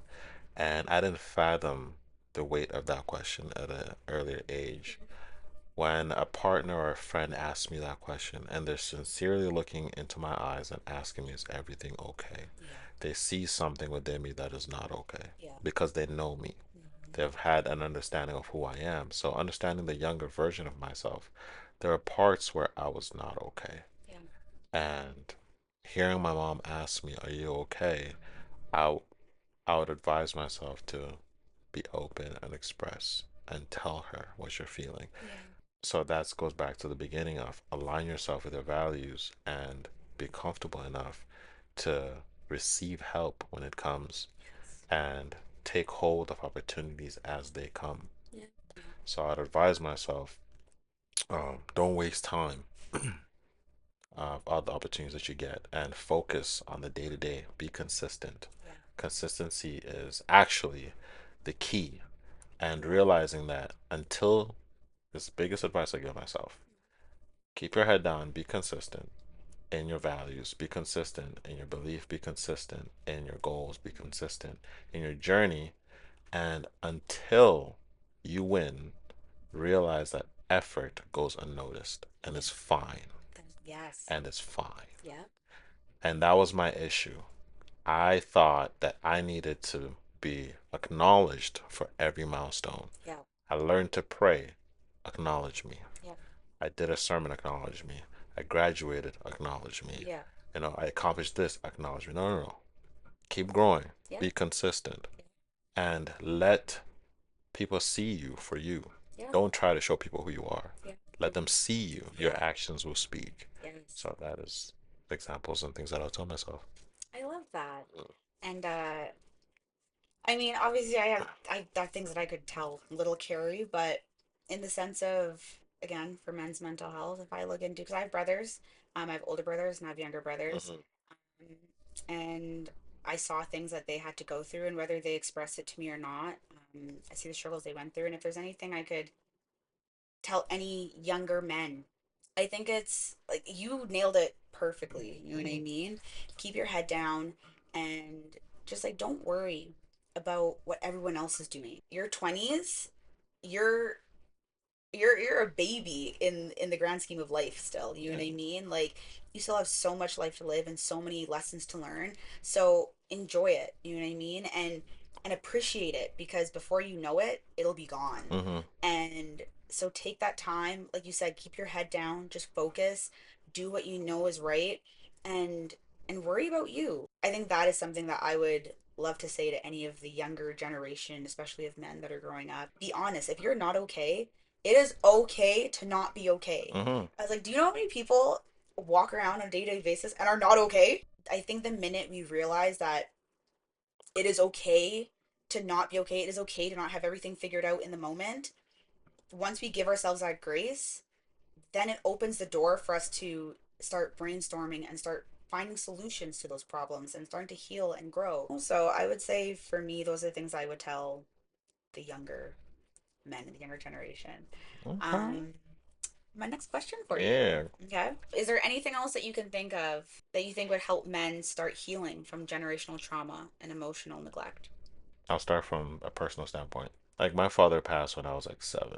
Not even early. I was 5. So I grew up with a single mom, Okay. right? So there's that stigma of growing up with a single mom. You may not have had a male figure in your life to Mm-hmm. help you to grow to be a man or to speak as man should speak or Yeah. to be a, whatever quote unquote a man should be. But thankfully, again, for my mom, she had a way of giving me the opportunity to express myself and to be able to speak openly about what it is that I'm going through. So my advice to men and it would be look at the things or the positive people that are in your life that influence you, influence your life, influence your energy, influence your positivity, Yeah. influence the strength to be able to break free from those mental constraints. Mm-hmm. Look at that positivity and then try to generate it out of yourself to break it even more. We often look at the point that you made earlier. We go to a day to day and we just regurgitate the same thing. How you doing? I'm good. How's your day? It's going well. Like we Yeah. just say the same thing. Hey, hi, how are you? I'm good. You? Good. And they keep it moving. Yeah. But it's a point to men to actually do some self-evaluation. Mm-hmm. As a man, I had to do self-evaluation. A, I didn't grow up with a father. That's okay. But I had a positive energy coming from my mom. I had a platform that allowed me to be vulnerable. I had somebody that I could focus on and say, okay, I could learn from this person. I can build my identity from the values I'm learning from this person. Absolutely. So if you can focus on the positivity that is within your life and try to build upon that, I think that is a great foundation. If you don't, then it's fine. Make the changes that you want to see. So, my advice would be to focus on your identity as a person, regardless of being a man, regardless of what the society says, as a person. To what you said to that, like, yes, we have things that have gone through our lives, you know what I mean? And we all have a story. We all have things that we've been through, Mm, but don't let those things define who you are. Like, we are a product of our environment, yes, but that doesn't mean that that is the end all be all. hmm That doesn't mean there's no room for growth or there's no room for change.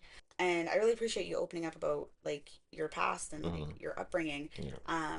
It made me think about my oldest brother. So my oldest brother Kevin, he lives down south, down in Florida.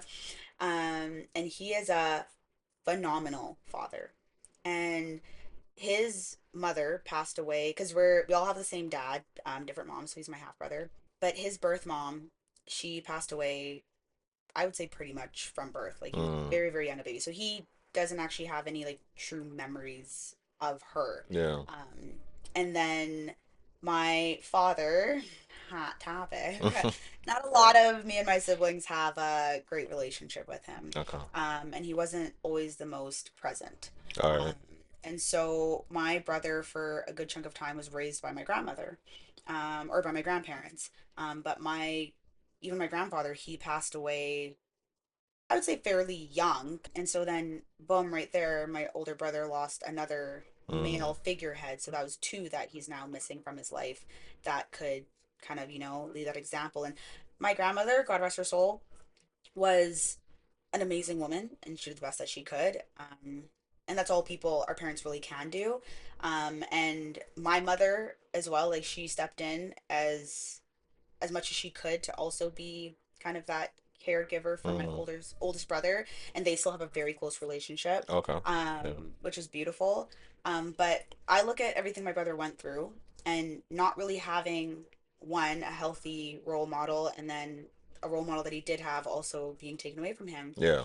To see how he took his environment and his situations and his circumstances, and then did exactly what you said, looked at it and was like, okay, these are things that I will do. These are things I won't do. This is what I want for my life, for my children, for my family. This is what I don't. This is what I want to be like. This is what I don't.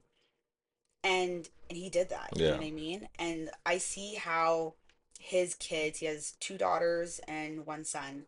And my two nieces, they're much older. They're 23, and my nephew, I think he's 8 or 9 now. Okay.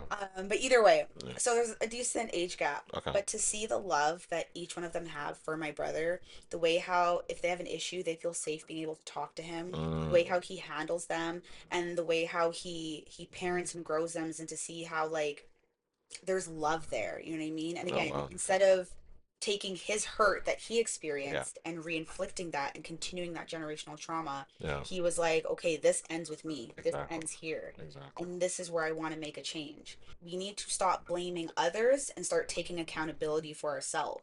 Instead of repeating that curse, because I also recognized Mm, through dating, I was dating men that subconsciously were like my father mm. when I was unhealed, when I was Oh, okay. unfocused and Yeah. unworking on myself, I was dating men that had similar traits towards him. Oh, And wow. then I would always ask myself when it didn't work out, I didn't this work out. And it's like, well, look at what you're doing. Look at Yeah. what we're doing. I looked at it and I was like, okay, I don't want that for my children though. I want them to know that their father will always love them, but also has their best interest at heart, and that they feel that. You know what Yeah. I mean? Because also there are some times where, and I've seen it even through friends where you can tell their parents love them or you can tell their father loves them, but the way they're expressing it maybe isn't the most healthy. Oh, yeah. And so Oh, yeah. I think, again, it's that hurt people, and he doesn't know how to express love to you. He doesn't know how to show you his hurt or he doesn't know how to handle his own emotions. And Yeah. so you're kind of dealing with a grown child. Mm, It's not that they don't love you, it's not that they don't maybe want to try, it's just they might not know how, and exactly. they were never given those tools, and they don't have the strength themselves to be able to put the work in to do better. It's just not sitting in your pain, and Exactly. I think it's and not becoming like a product of your pain. You know Exactly. what I mean? Like you can you can feel what you need to feel. You can have your story, you can have your hurt, but now take that and grow from it. So, All right. we're going to get into our next segment, Okay. which is unapologetically selfish. Okay. All right. I love this. Okay. So this is about, I mean, usually it's more about just like, okay, how do you, focus on you and how do you be selfish? Because I'm all about trying to take some of those words that are traditionally viewed as negative and Mm. trying to rebrand them into, I guess, in a more positive light. You know what I mean? Mm-hmm. Restructure them Mm-hmm. and understand and see that, like, hey, it's okay to be selfish sometimes. Hey, it's okay to be delusional sometimes, which I Yeah. spoke about in my last segment. And like, it's okay Mm-hmm. for some of these more, like I said, traditionally negative terms to rephrase them and rebrand them Yeah. into more positive light. I think the first one I'm going to ask you is, what's a trait often labeled as feminine that you think more men should embrace? That is an interesting question. Yeah. Viewed as feminine that men should Yeah. embrace. Or Hmm. at least that shouldn't be stigmatized as feminine. It's hard for me to fathom a trait that could be seen feminine that men are afraid to express. Okay, can I give you two? Yeah, give me one. So the first one I can think of, which I'll give, I guess, the trivial one, is dancing. But see, that's not a. That's not Oh, a. I said it's trivial. I said it's trivial. All right, fine, fine. Okay, okay, okay, okay, okay. Okay. There are so many men who see dancing as feminine. No, Yes, yes. I nah. promise you, there are men. It doesn't matter what race, doesn't matter what culture, who have sat there and told me, because I love to dance, okay, and I don't Hmm. need alcohol to dance. I actually I don't really drink. Like, Okay, fair, fair. so for me, it's like I'm a dance, and I don't even care. I'm a line dance, okay. I'm gonna do the robot. I'm gonna sit there and I'm gonna wind up my waist. With that being said, there's also been so many guys that I've, whether it's friends Hmm. or partners, me Maybe they just can't dance. no, that's bullshit. Uh, I don't believe No, that. but another thing why as soon as you said dancing, why I had that initial reaction was because even at your wedding, bro, even if you don't want to dance, you know how to sidestep. That's dancing. Nobody's asking you to, to do the worm. Nobody's asking you to do the Harlem Shake. Like, Yeah. just move side to side. Just move a little bit. Like, so the men to me that view it as a feminine trait, I'm like, do you know what dancing actually is? Let's get out of the different genres of dancing. Your body moving in a rhythmic motion Yeah. is dancing. Yeah. If there's a beat going on and I'm doing this, Yeah. I'm dancing. Yeah. I'm just moving my hands, but I'm dancing. So these men at some point have listened to some sort of music and they've done this. Yeah. They've But they see bopped. that as feminine. I'm telling you, I So they know. wouldn't even do this. They wouldn't even bop their heads. Like, it's weird. So I mean, okay, yes, they're gonna bop their head. They're dancing. It's over. Okay, let's talk to them, man. Men, please. Dance is just dancing. Kill me. Let's just put it that way. Dancing is just dancing. It doesn't mean you're feminine. Even if you're afraid or to look dumb or afraid to dance, whatever it may be, I've noticed, for example, I had an uncle. Yeah. He always said it was like, "Oh, dancing. That's Mm. back to." It's like, "Oh, that's like that's like you little boys and women. You guys do that. We don't. Men don't Men don't dance. dance. Yeah. He's man is 50." And I'm like, "Uncle, bullshit. Like dancing is whatever." We Yeah. went to my cousin's wedding. This is 2019. Okay. So my uncle's the type of person where he's very open, Okay. says whatever's on his mind. You cannot filter this man. Straight shooter. Okay. Straight shooter. So he had a speech because he's my cousin. He's a brother of my cousin's father, Okay. but my uncle, the one that I'm not speaking of, her father was in Zimbabwe, Yeah. so he couldn't make it for the wedding. Oh, okay. So his brother stepped in as Okay. the father for the wedding. Yes. So he had a speech. Okay. Everybody was shook. Everybody's afraid, Oh. right? 'Cause like, well, What's he gonna say? this What's he man's gonna gonna speak.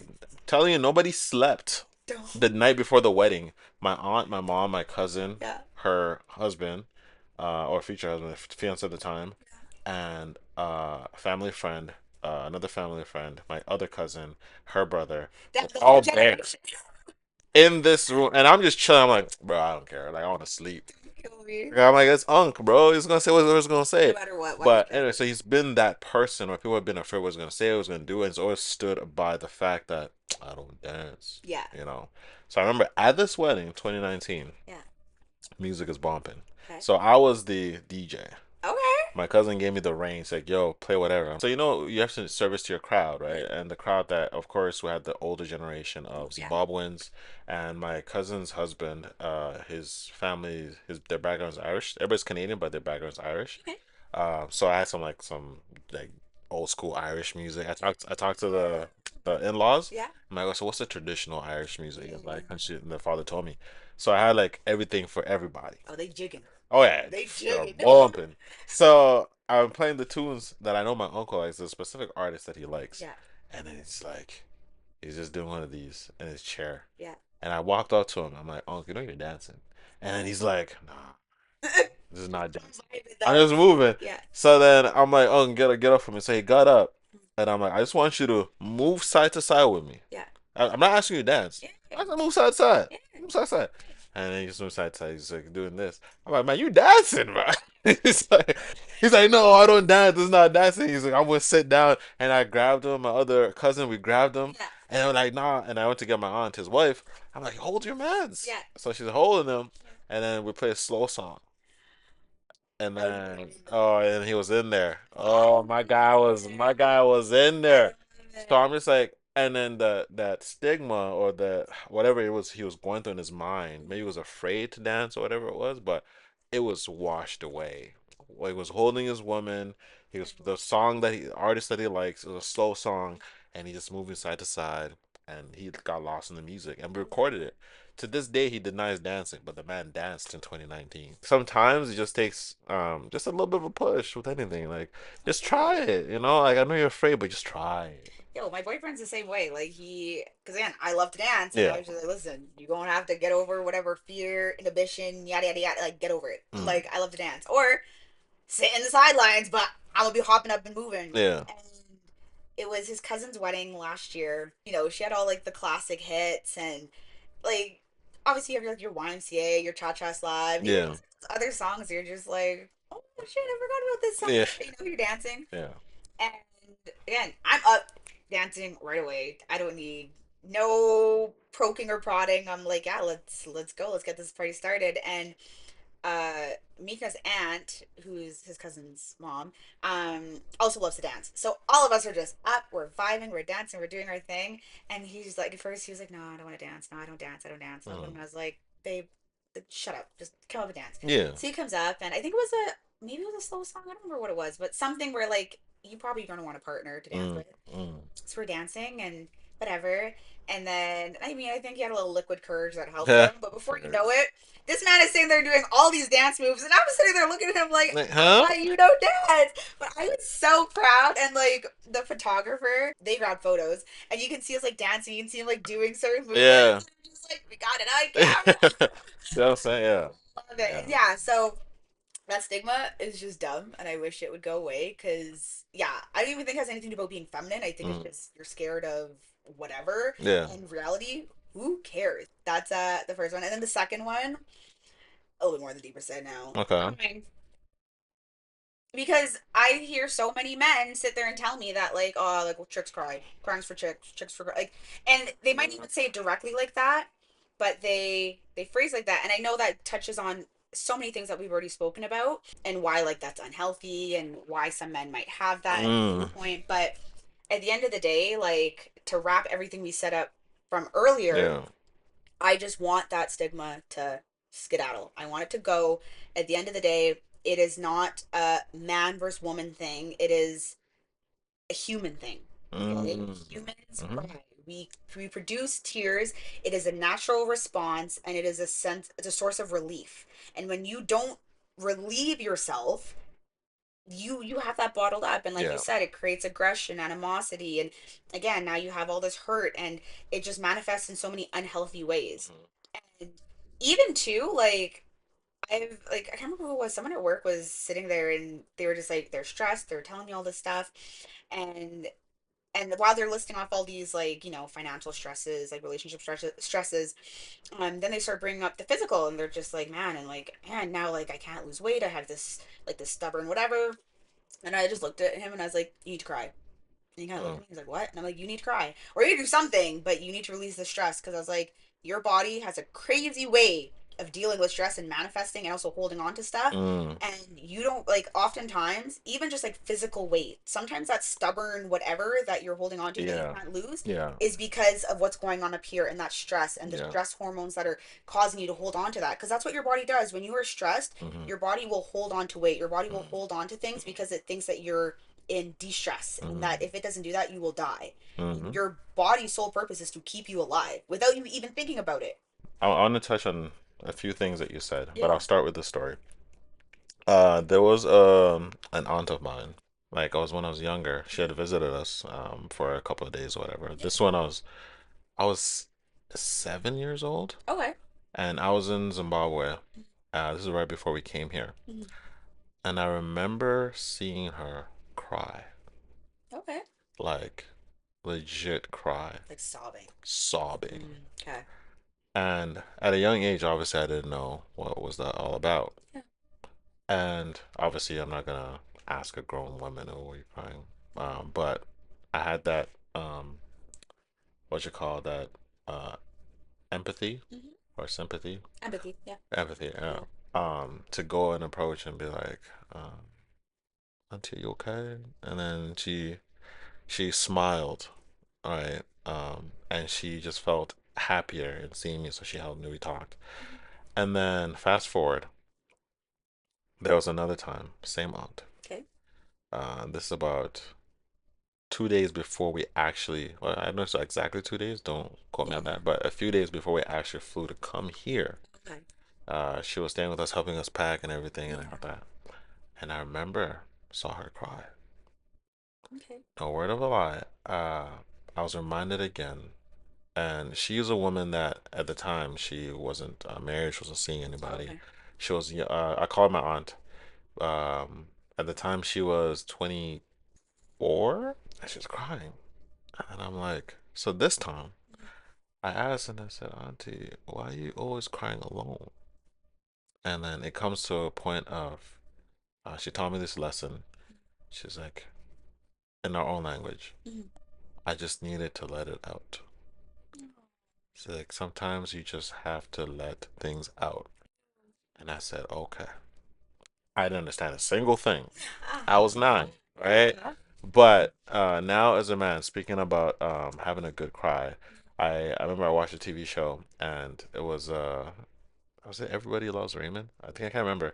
And his wife was just crying, and she's just like, I just needed to have a good cry. Yeah. Like, I just need to let these emotions out, this stress out. And she felt better afterwards. Yeah. Like, she felt extremely relieved, Yeah. and she can go back to her whatever tasks that she was going back to do. Mhm. But as the man in the relationship, Raymond, he was confused. He What was like, just happened? what? Because like when we associate crying with sadness or with something really difficult that you've gone through, so you need to cry or you need to show emotion, and but men begin to see it as weak because a lot of women feel comfortable to express that emotion, to express that trait that we're talking about. Yeah. So because a lot of women feel comfortable doing it, a lot of men or a number of men feel uncomfortable because now it's depicted as a feminine thing. It's funny. I'll see men cry tears from laughter Yeah, more than I will them crying from like sadness. And I'm just like, bro, it's the same thing. You're still crying. it's Whether just fun. it's from laughter or from happiness or from sadness or, man, even from being scared or whatever. It's your body's natural way of releasing. Men should realize it's okay to cry, and I know it's also shows some men feel that if you do cry or show that sense of vulnerability, that it somehow diminishes your masculine energy or somehow just diminishes you as a man, but it doesn't. It's okay to show that emotion, to let those tears fall, even if you're sad, because like you rightfully said, you are in your happy moments when you're laughing, you cry, right? And the example I gave earlier, there's been times where usually when I'm watching an episode and I'm feeling like a sad moment about to come and I know it might affect me a certain way, I might just like fast forward a little bit.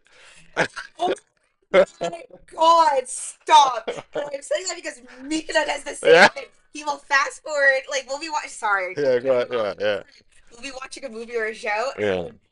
like invested. I'm just locked in. Yeah.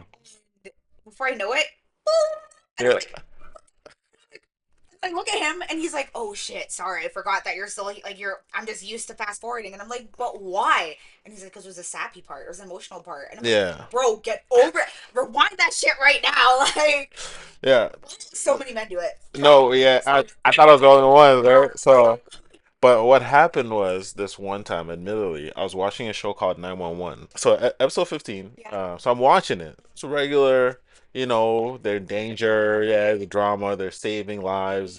yeah. At the end of the day, even though one of the characters, Chimney, he was infected with this Mm-hmm. bacteria disease. So like, yeah, they draw the drama, the visuals, so you're feeling it, Yeah, but you got you, the baby but on the way, yeah, like, you're like, oh, Chimney's cool, right? So you just focus on Chimney, like, he's coughing blood, and then it's like, it's fine, it's cool, and they cut close. and then okay, so they cut close. Chimney's almost dead, Yeah, right? he So literally is on. oh my gosh, so like, what's going to happen? So they find a way to like make sure he's good. Now everybody gets saved. We all anticipated that. And then next thing you know, Captain Bobby Nash closes the damn door. So like, when you're watching a show and it's about to come to an end, or your feeling's about to come to an end, Yeah, you kind of pause to see how much time is left.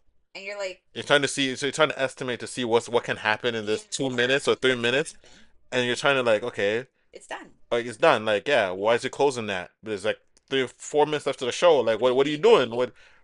And bro, when my guy started coughing blood, I couldn't help it. Tears. Bro, Tears. bro, I was like, wait, I'm crying? I bro. was like, what's going on? Like, literally, I was so invested in Yeah. Bobby Nash, in the It's like show, in his story. Yeah. So that got me. So I'm usually able to stop myself from crying, but I didn't anticipate. So why I brought up secondhand embarrassment was yeah. because usually I can anticipate and pause it, but I didn't see it coming. No, that was a It was so my I couldn't control my tears. They were just like flowing. I'm like, oh, this is happening now. So it is what it is. yeah. So and in that moment, I was like, you know what? It's okay, bro. Like you felt something. Speaking of men out there, it's fine to cry. It's okay. 100%. 100%.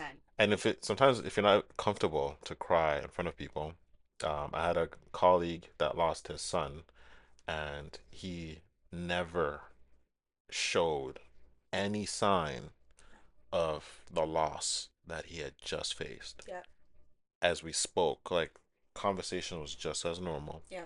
But admittedly, he told me when I'm not around you guys, when I'm in my own room, Mm. I'm crying, Bawling. letting it out, Yeah. everything. Yeah. Because I know that once I do that here, I can be okay out there. It's true. And like I can relate to that in a small scale in terms of uh so 2019, I spoke about this before. I lost my partner. Mm, My ex passed away. I kind of was in survival mode though because is when I was living in Fort Mac.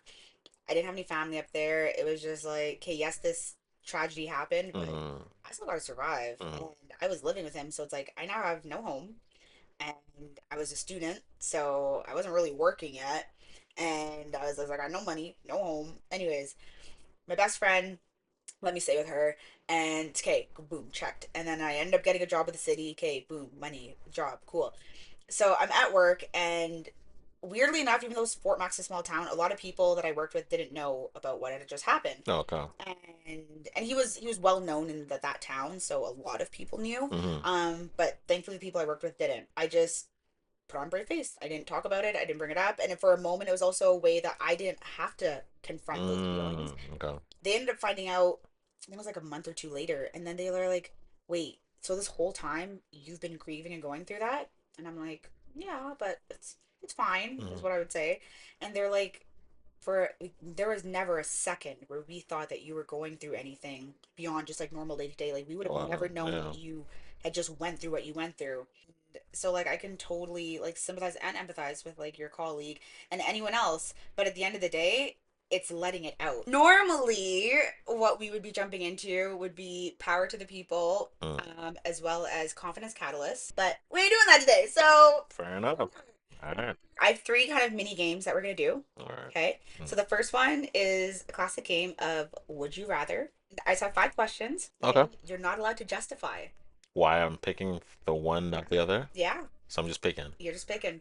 I might ask you after, but Okay, first, yeah, yeah. first, first, You first. say yours, I'll say mine, and then maybe Oh, we'll it's gonna be bring fun. Okay.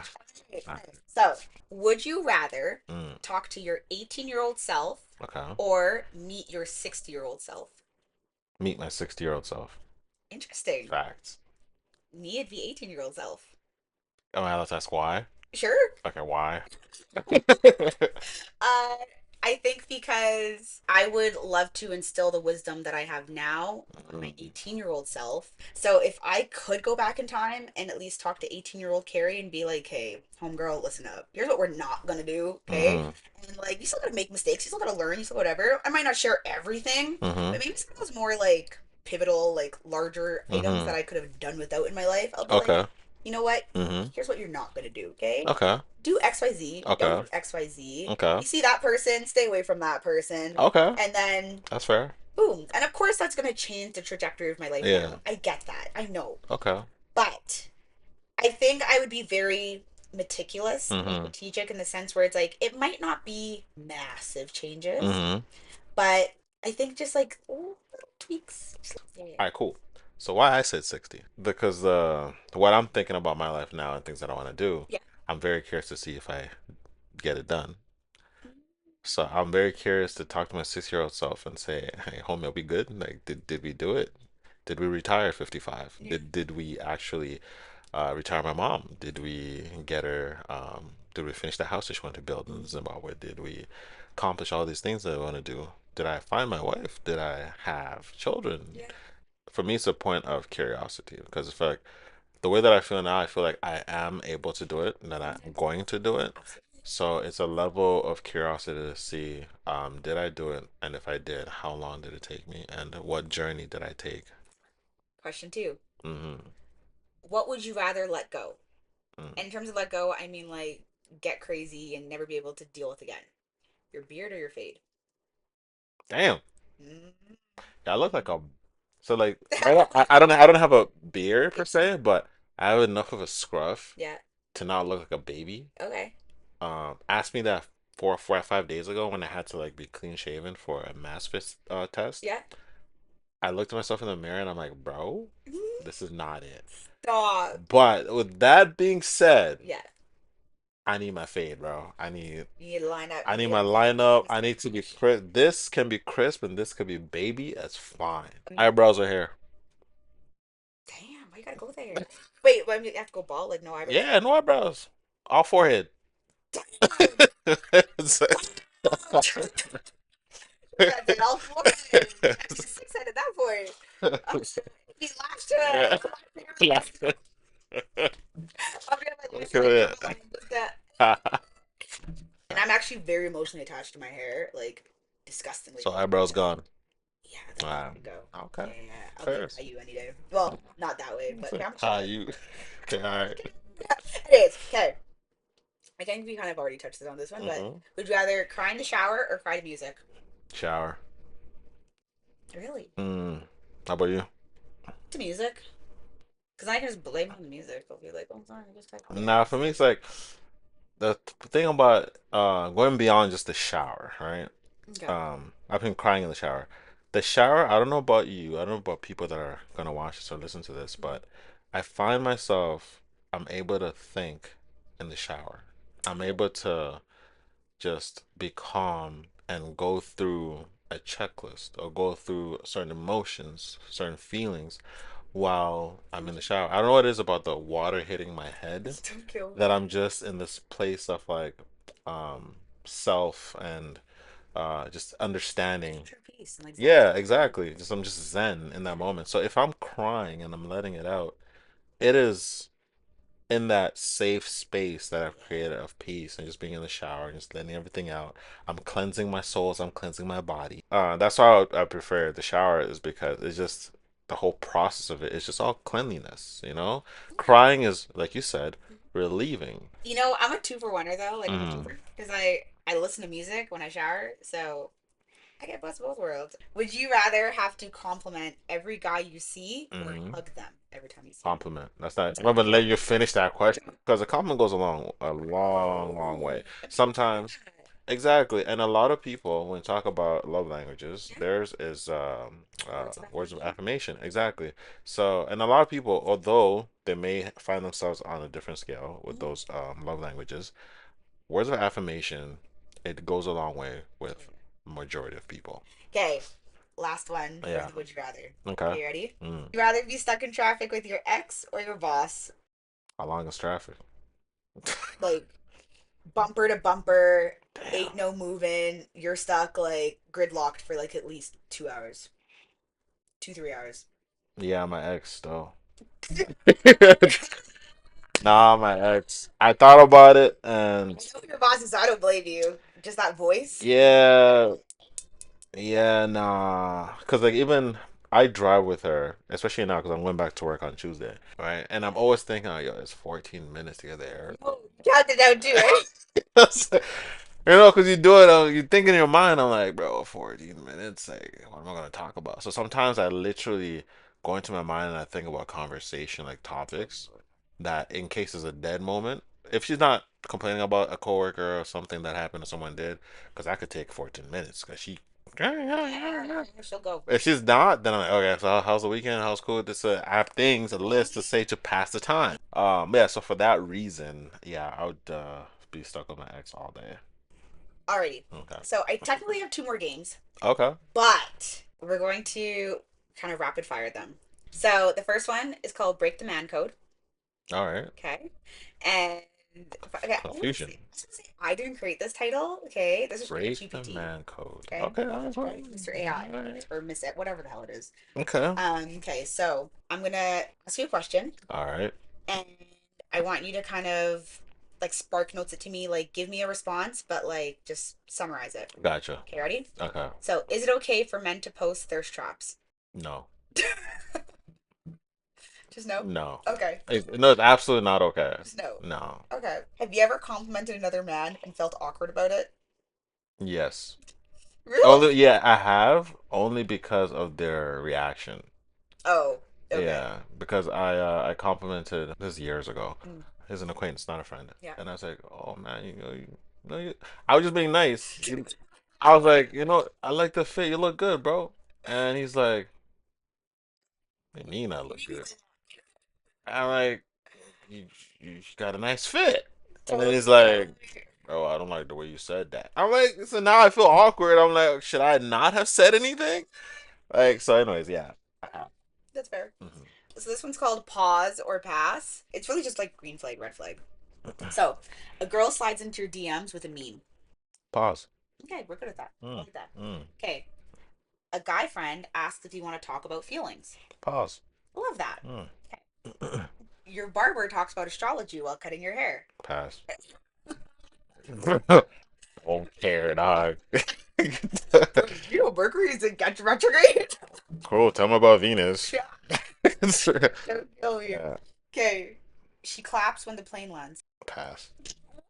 Pass, bro. Oh, really? Why? Pass. Okay. I know we're not supposed to be elaborating, but I just want to say, okay, listen, I'm not a clapper. Okay, I Hmm. don't like. Man, we fly too damn much for work as is. I'm not clapping every time we. You know what? Okay, go on. You say.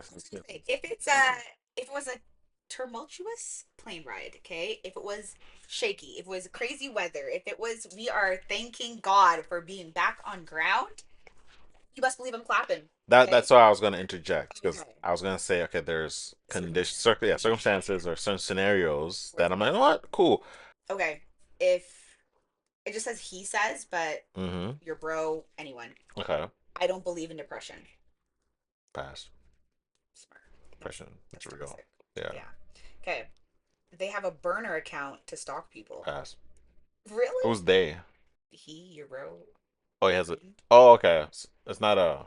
I thought it was like when you said they, I meant as if like it was a female partner I'm trying to pursue. Sure, even that, just anyone. They have a burner account to stalk people. Strictly to stop people. Pass. Yeah. Yeah, friend or partner. And Pass. like, okay, just a quick story time on this. Mm. I'm totally gonna expose my ex. So my ex, what he used to do is he would make fake accounts and he would go on those fake accounts and troll himself from those fake accounts and then go on his actual account and screenshot what the trolls would say and be like, wow, look, this buddy's trying to say this or whatever to get a rise out of people and get that attention. Or also too just for like likes and whatever and for creeping. The only reason why I found it is because I thought he was cheating on me. I went through his thing because I just kept seeing these things pop up, and then I saw a name, and I'm like, bro, that's not your Instagram. Yeah. And especially since I have like a Lash account, and I do have other accounts, but they're for businesses. Yeah. I know what it looks like when you get a notification from a separate account than your personal account. Yeah. So I'm looking, I'm like, who the hell is Mr. blah blah blah blah blah blah? And I'm Mm-hmm. like, and then yeah, that's how I found out. I was like, Mm. that's an ick. And I want to delete it. 100%. That's why I passed. Yeah. Okay. And this is the last one for pause or pass. Okay. She tells you your cologne reminds her of her ex. Pass. Big pass. Really? Big Okay, pass. what if you're wearing the same cologne that he wore? But why she phrase it that way?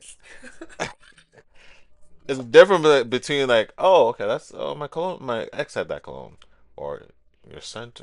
You smell like my ex, bro. Now I'm in my head, because what if one of the third and I'm da da da da, and then it's like, how can I ta da da da when I'm, she probably thinking about, you know what I'm saying? So yo, pass on that, bro. Here, take the cologne with you. Yeah, 100%. I never thought of it that way, but like, That is a wild. That's funny. that's actually hilarious. Okay, well, that's all ChatGPT gave me, Okay, but I like that. I like that segment. That was fun. thank you. Yeah, Simba, it has been fantastic having you here. yeah, Thank it's you been so awesome. much. I Thank you appreciate for it. not ditching me like some of our friends. Mm, those who shall not be named. Yeah, and y'all know who you is. Okay. Yeah.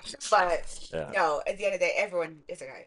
There is reasons, valid Oh reasons. yeah, yeah, Yeah. of course, of course. Yeah. But either way, I really appreciate you No coming problem. by, especially Oh, since no we're only three worries. minutes away. So if you didn't, I probably would have been like, No, 100%. Like the distance to home is 3 minutes. It's, I know, oh right? yeah, I'm good. But either way, I really hope you had fun. No, I did. It was awesome. This Yes. is a great production you got here. It's pretty amazing. You're doing your thing. Honestly, Oh, I congratulations. appreciate that. Congratulations. You know what? Yeah. I'll give you your flowers. You are an outstanding human, and Thank you. I say that on behalf of everyone that I work with Hmm. because literally all I hear is, "Oh my God, somebody, he's so nice, he's so great." Like Thank you. nothing but amazing things are said about you, Yeah. and you are not only walking in your purpose, Hmm. but like you you are being your Boaz, and I Mm. love You that were for listening. you. I like that. I like It's, that. Yeah, like that's the good. news title for Yeah. our episode. No, I appreciate that. No, Yeah, but no, it's kind of you. of No, thank course. you. I give you yours because this is an amazing production. Thank Yeah. you. So that means I might be able to get you back as a guest again. Oh, 100%. Yeah, I'll be back. Yeah. Yeah. I love to hear it. Cool. Well, that is all, guys. Thank you so much. I will be, linking Simba's info after I vet you to make sure you ain't crazy. Yeah, yeah, Telling for him sure, that for you smell sure. like his ex's cologne or your ex's cologne. Making 100%. burner accounts to stalk people. Facts, facts. Don't Yeah, kill me. no, but it has Appreciate been that. wonderful. Yeah. Thank you so much. Again, you're And welcome. until next time, guys, Sounds good. I will see you. And just remember, it's Men's Mental Health Awareness Month. So be kind and show some love and support.